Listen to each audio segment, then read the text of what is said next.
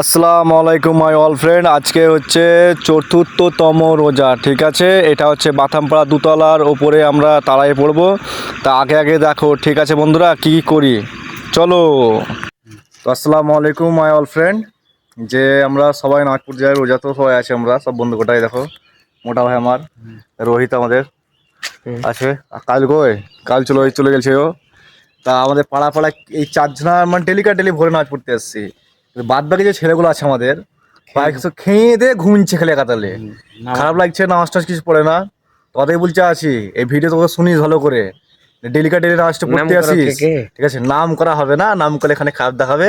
একটা তো নয়, প্রায় গুন্ডাকারে লেগে। ঠিক আছে চলো, এখান থেকে আগে দেখাও সারাদিন কি করি, ঠিক আছে চলো। এই দেখো আমার এই বন্ধুগুলা ফজর নাচ পড়ছে না, এখানে বসে বসে ভাই এখন আড্ডা মারছে, সব গল্প করছে, বুঝলা। তোদেরকে বলছে আছি ভাই এবার থেকে ফজর নামাজটা পড়িস, ওকে। তো চলো, জোহরের নামাজ পড়ে এলাম এক্ষুনি। দেখো আমি, আমার সাথে দেখো দূরে মোটা ভাই, আমার একটু পাশের বাড়ির ছেলে কাজল, আমার সবাই এসেছি। আগে দেখো হচ্ছে কি, ঠিক আসর নামাজটা পড়ে নিলাম। এবার সবাই নিজের বাড়ি যাচ্ছে, সবাই খুশি আছে, আল্লাহ আছে। এই দেখো মসজিদটা আমাদের বাথামপাড়া মসজিদ। তো আগে দেখো ঠিক আছে কী হয়, ঠিক আছে। আর এখান থেকে আমার মোটা ভাই বলে যে ভাই চলো খানিক রামপুর যাওগা কিছু ফল টল কিনতে। তা যাচ্ছি ফল কিনতে।